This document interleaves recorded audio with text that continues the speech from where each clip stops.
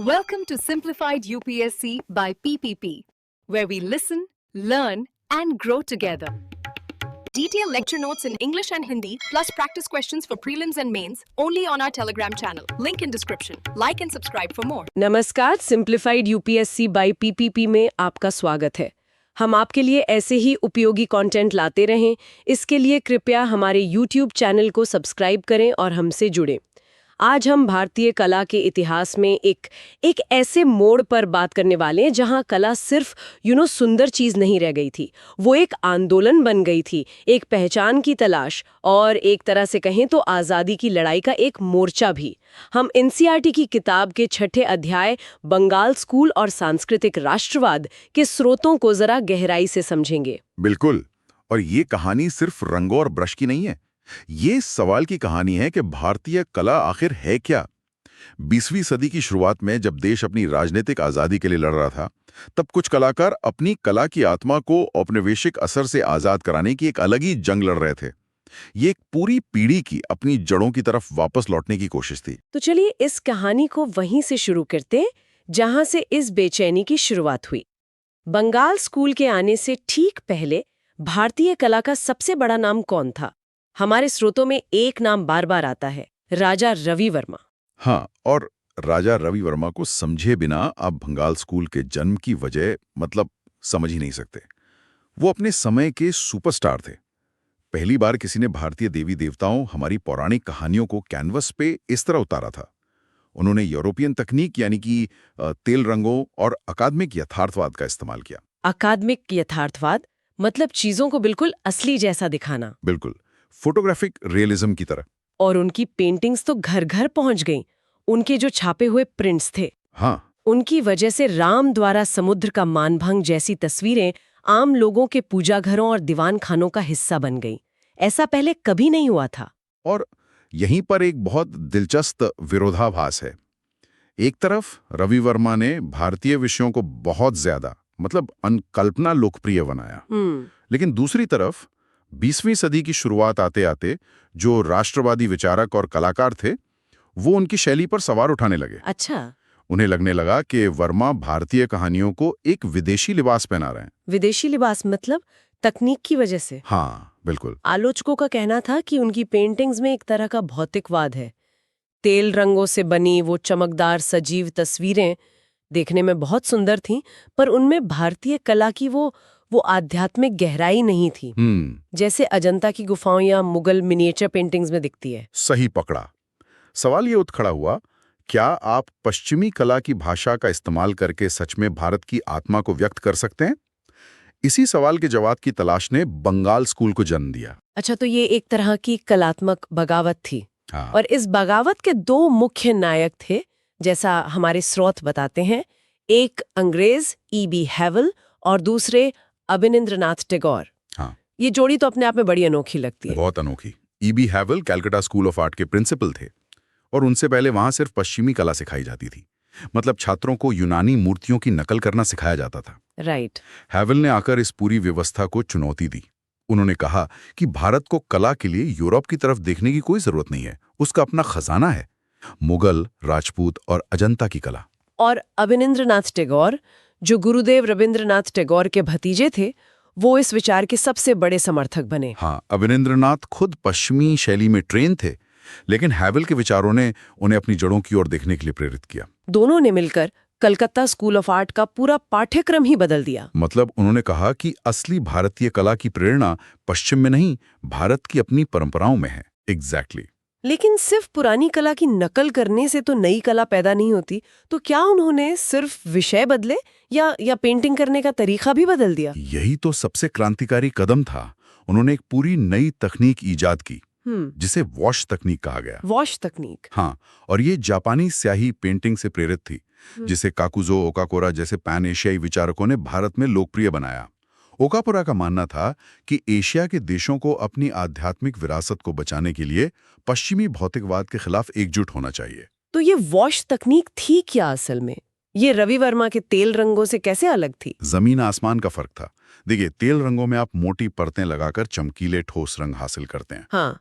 Wash तकनीक में कागज को पहले पानी से गीला किया जाता था, फिर उस पर रंगों की बहुत पतली परतें एक के बाद एक लगाई जाती थीं और हर परत के बाद उसे फिर से धोया जाता था। अच्छा। इससे एक धुंधला, कोमल और एक रहस्यमयी सा प्रभाव पैदा होता था। ऐसा लगता था जैसे तस्वीर किसी धुंध या सपने से उभर रही हो। तो ये सिर्फ एक स्टाइल का चुनाव नहीं था, इसके पीछे एक पूरा दर्शन था। मतलब अगर आपको आध्यात्मिकता या कोई सपनों जैसी चीज दिखानी है तो आप उसे फोटोग्राफिक यथार्थवाद से नहीं दिखा सकते। आपने बिल्कुल सही पकड़ा। ये पश्चिमी भौतिकवाद की एक दार्शनिक अस्वीकृति थी। वो धुंधला अलौकिक प्रभाव जानबूझकर लाया गया था ताकि भारतीय कला की आध्यात्मिक प्रकृति को दर्शाया जा सके। ये एक तरह से ऐलान था कि हमारी दुनिया सिर्फ वो नहीं है जो आंखों से दिखती है, बल्कि उससे कहीं ज्यादा गहरी है। यहाँ पर चीजें वाकई दिलचस्प हो जाती हैं। तो हमारे पास एक नई विचारधारा है, एक नई तकनीक है। अब इस नई कला का चेहरा क्या था? वो कौन सी तस्वीर थी जो इस पूरे आंदोलन का प्रतीक बन गई? जाहिर है हम अवनींद्रनाथ टैगोर की भारत माता की बात कर रहे हैं। भारत माता के बिना बंगाल स्कूल की कहानी अधूरी है। 1905 में बनी ये पेंटिंग ये स्वदेशी आंदोलन का प्रतीक बन गई। और इसमें जो भारत माता की छवि है वो उस समय की प्रचलित छवियों से बिल्कुल अलग थी। यहाँ भारत माता कोई देवी नहीं है, कोई योद्धा नहीं है। नहीं, वो एक तपस्विनी है, एक सन्यासिनी जो भगवा वस्त्र पहने हुए हैं। और उनके 4 हाथ हैं जिनमें वो हथियार नहीं बल्कि रोजमर्रा की जरूरत की चीजें लिए हुए हैं ना। हाँ, उनके 4 हाथों में है शिक्षा यानी किताब, दीक्षा यानी माला, अन्न यानी धान की बाली और वस्त्र यानी कपड़ा। ये आत्मनिर्भर भारत का प्रतीक था। अच्छा। ये पेंटिंग कह रही थी कि भारत को अपनी आध्यात्मिक और भौतिक जरूरतों के लिए किसी बाहरी ताकत पर निर्भर रहने की जरूरत नहीं है। यह राष्ट्रवाद की एक बहुत ही शांत लेकिन शक्तिशाली अभिव्यक्ति थी। ये दिलचस्प है कि भारत माता की यह छवि कितनी कोमल और आध्यात्मिक है, बाद की छवियों के मुकाबले जिनमें उन्हें अक्सर शेर पर सवार एक शक्तिशाली देवी के रूप में दिखाया गया। ये उस समय की सोच को दिखाता है। बिल्कुल, ये बंगाल स्कूल के मूल दर्शन को दर्शाता है। शक्ति प्रदर्शन में नहीं बल्कि आंतरिक आध्यात्मिक शक्ति में है। अवनींद्रनाथ ने तो नींव रख दी, लेकिन इस आंदोलन को आगे कौन ले गया? उनके शिष्यों में सबसे बड़ा नाम आता है नंदलाल बोस का, जिनका शांति निकेतन और महात्मा गांधी से भी गहरा नाता था। हाँ, और नंदलाल बोस ने इस कला को स्टूडियो से निकालकर आम जनता के बीच पहुंचाया। इसका सबसे बड़ा उदाहरण है 1947 के हरिपुरा पोस्टर्स। हरिपुरा पोस्टर्स? हाँ, कांग्रेस का अधिवेशन गुजरात के हरिपुरा गांव में होना था और गांधी जी चाहते थे कि पंडाल की सजावट भारतीय लोक कला से हो। और ये काम नंदलाल बोस को सौंपा गया। तो उन्होंने क्या किया? उन्होंने जो किया वो कमाल था। उन्होंने बड़े बड़े पोस्टर बनाए जिनमें आम भारतीय जीवन के दृश्य थे। जैसे कोई ढोल बजा रहा है, कोई मिट्टी का बर्तन बना रहा है, कोई खेत जोत रहा है। लेकिन इन पोस्टरों को बनाने का तरीका अनूठा था। शैली बहुत सरल, रेखाएं बहुत बोल्ड और रंग बहुत चटक थे, बिल्कुल गांव की लोक कला की तरह। वाह! तो उन्होंने कला को अभिजात्य वर्ग के ड्राइंग रूम से निकालकर एक राजनीतिक रैली में आम लोगों के बीच खड़ा कर दिया। ये तो कला को एक तरह से हथियार बनाने जैसा था। बिल्कुल, ये एक क्रांतिकारी कदम था। ये कला को संग्रहालय की वस्तु से निकालकर आंदोलन का एक सक्रिय हिस्सा बना रहा था। ये पोस्टर दिखा रहे थे कि राष्ट्र का असली मतलब उसके आम लोग हैं, उनका रोजमर्रा का जीवन और उनका श्रम। तो क्या बंगाल स्कूल में हर कोई इसी तरह की आध्यात्मिक या राष्ट्रवादी पेंटिंग कर रहा था, या इसमें और भी तरह के प्रयोग हो रहे थे? ये एक बहुत जरूरी सवाल है। किसी भी कला आंदोलन को एक ही खांचे में नहीं रखा जा सकता। बंगाल स्कूल में भी बहुत विविधता थी। एक तरफ शितेंद्रनाथ मजुमदार जैसे कलाकार थे जो रासलीला जैसी पेंटिंग्स में धार्मिक विषयों को बहुत ही काव्यात्मक और लयबद्ध तरीके से चित्रित कर रहे थे।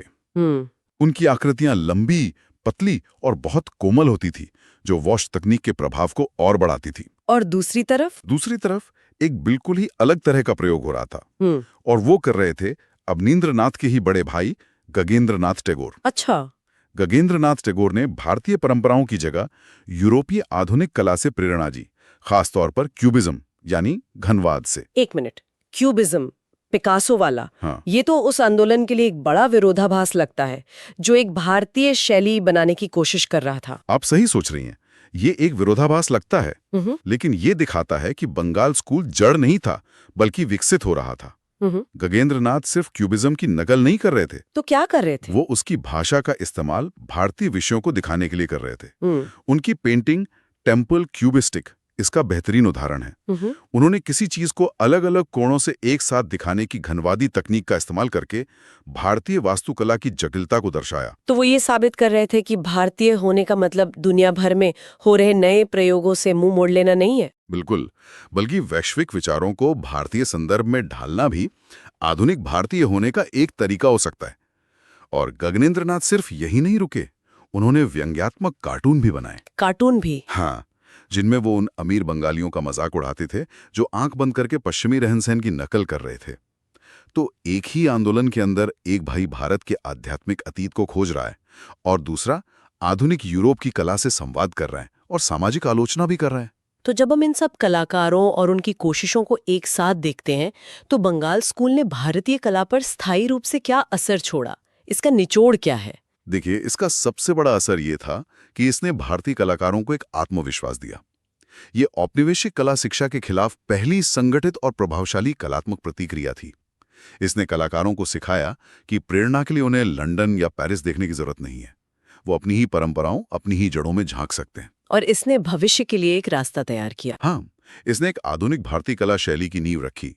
शांति निकेतन में भारत के पहले राष्ट्रीय कला विद्यालय कला भवन की स्थापना इसी सोच का नतीजा थी, जहां कला को जीवन और प्रकृति के साथ जोड़ा गया। भले ही बाद में बंगाल स्कूल की शैली की आलोचना हुई, लेकिन इसने वो दरवाजा खोल दिया जिससे होकर आने वाली पीढ़ियों के कलाकार भारतीय पहचान को अपनी अपनी तरह से व्यक्त करने के लिए आजाद हुए। तो आज हमने देखा कि बंगाल स्कूल सिर्फ पेंटिंग का एक स्टाइल नहीं था, ये अपनी पहचान को फिर से हासिल करने की एक लड़ाई थी। ये कला के जरिए एक राष्ट्र के आत्मा को परिभाषित करने का एक साहसिक और एक जरूरी प्रयास था। और यहाँ एक सोचने वाली बात भी है, बंगाल स्कूल ने कला में एक राष्ट्रीय पहचान बनाने में बहुत अहम भूमिका निभाई। उसने एक आदर्श अतीत की तस्वीर पेश की, आध्यात्मिक, शांत, सुंदर। लेकिन बाद के आलोचकों ने कहा कि ये शैली भारत की कठोर वास्तविकताओं जैसे गरीबी, जातिवाद, विभाजन की हिंसा, इन सबसे मुंह मोड़ लेती है। कि ये बहुत ज्यादा रोमानी और भावुक है। ये हमें एक जरूरी सवाल पर लाकर छोड़ता है। हाँ, कि ये राष्ट्रीय कला की असली भूमिका क्या है? क्या उसका काम एक गौरवशाली आदर्श अतीत का निर्माण करना है, या फिर अपने जटिल, मुश्किल और कभी-कभी बदसूरत वर्तमान का सामना करना? इस सवाल का कोई एक जवाब नहीं है और भारतीय कला आज भी इस सवाल से जूझ रही है। इस गहरे विचार के साथ हम आज की बात यही खत्म करते हैं। सिंप्लीफाइड यूपीएससी बाय पीपीपी के साथ जुड़े रहने के लिए धन्यवाद। अगर आपको ये विश्लेषण उपयोगी लगा तो कृपया हमारे YouTube चैनल को सब्सक्राइब करना ना भूलें। Thanks for watching. Follow us on Telegram and Instagram. Don't forget to like, share, and subscribe.